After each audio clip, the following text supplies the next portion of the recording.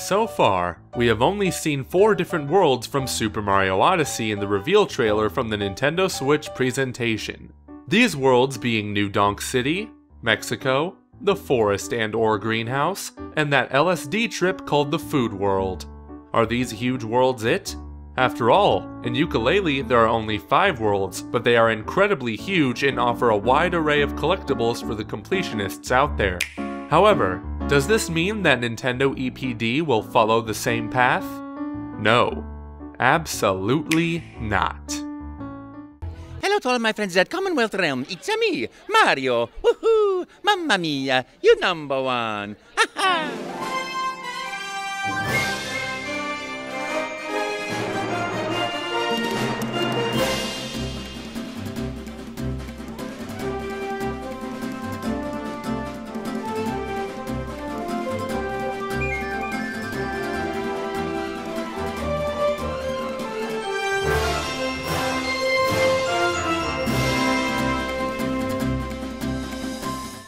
Because every 3D Mario game since Super Mario 64 has had at least 7 stages, 15 in Super Mario 64 and 7 in Super Mario Sunshine.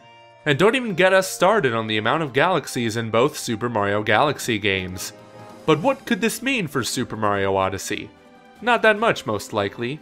The reason for this being that Super Mario Odyssey, as the title suggests, is an odyssey across the planet seen on the airship or the Hat Ship. It's likely that this globe will serve for selecting the different stages or locations within the game. So, based on the fact that each level in Mario Odyssey appears to be huge and multi-layered, how many worlds are fair to expect? The levels presented so far appear to have multiple objectives and perhaps even a day-night cycle or different objectives at day and night.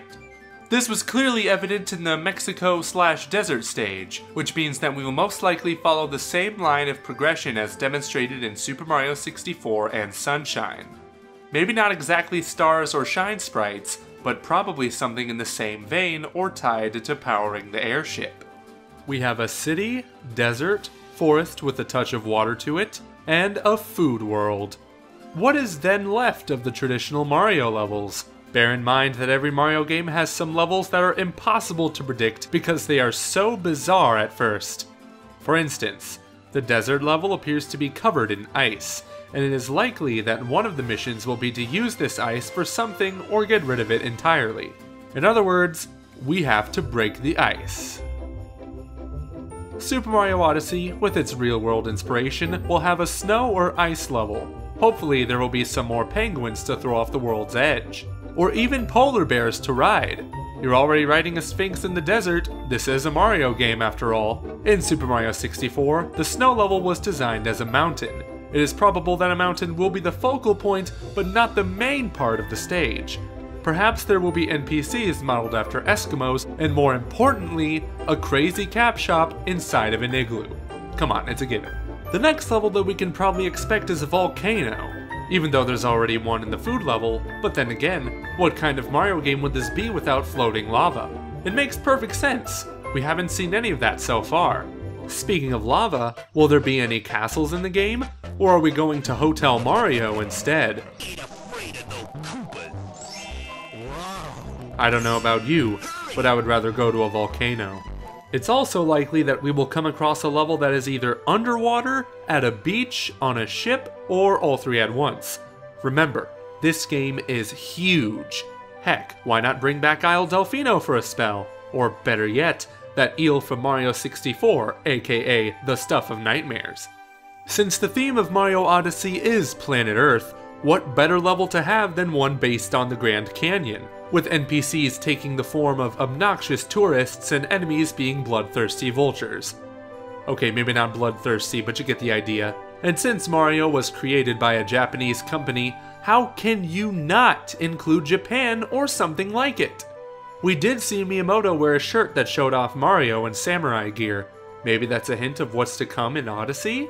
Okay, maybe this was just for a Super Mario Run promotion, but at the same time we would like to think that a Japan world is in the works.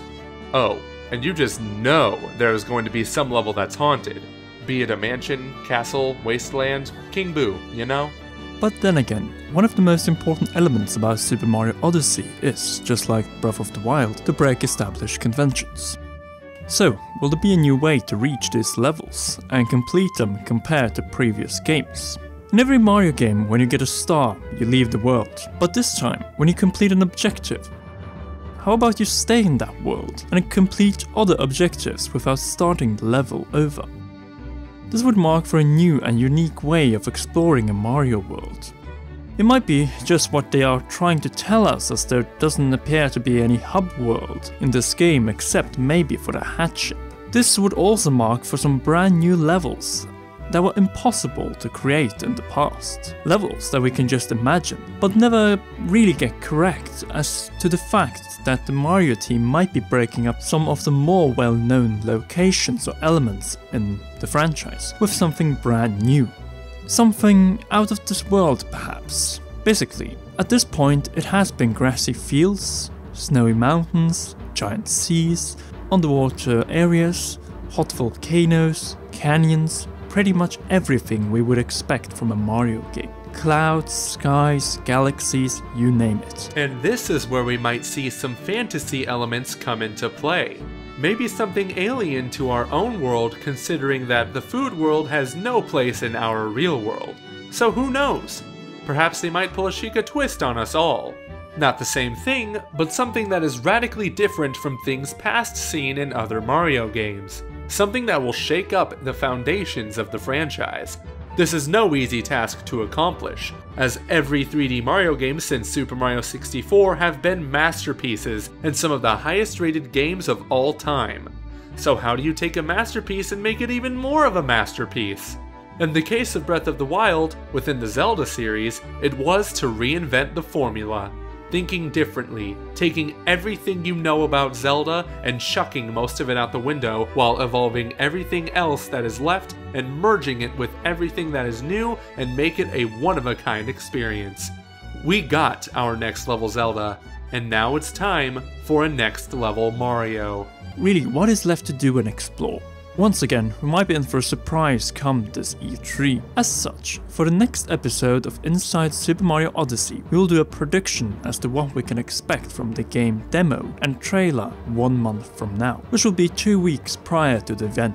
This video will be followed up by a more general Nintendo E3 prediction video, and speaking of E3, I and Joseph will be heading to E3 to witness this gigantic leap for Mario. We will give our impressions of the game, along with some other Nintendo games being shown off on the show floor. We will be covering everything from the Super Mario Odyssey demo and everything else that matters from Nintendo at this E3. So, to make sure that you get a couple of special Inside Super Mario Odyssey episodes from this E3 about every new stage from the demo, be sure to first like this video, comment what you want to see at E3, and subscribe to not miss any of our Super Mario Odyssey coverage before, during, and after this E3. So, until the next Super Mario Odyssey E3 prediction episode, this was the Commonwealth Realm, and we will see you girls and guys soon.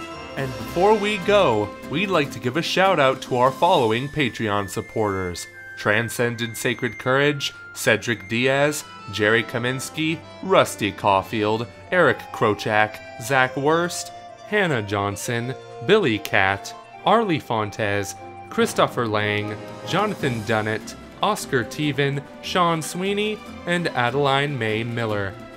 It is thanks to your guys' support that we are able to continue doing Inside Breath of the Wild and extra special projects in the near future. We are eternally grateful, and we hope to provide you with some awesome content in the coming weeks, months, and years. And to those who weren't able to contribute to our Patreon, we totally understand and are grateful for you sharing and liking our videos anyway. Without you, we wouldn't even be here. We'd also like to remind you that once we hit 100,000 subscribers, we'll give away 10 codes for the Breath of the Wild expansion pass, a special edition hardcover guide for Breath of the Wild, and a first 4-figure Link figurine. So be sure to subscribe to get us closer to that giveaway. And now, I'm going to conclude this long outro by saying, let's go!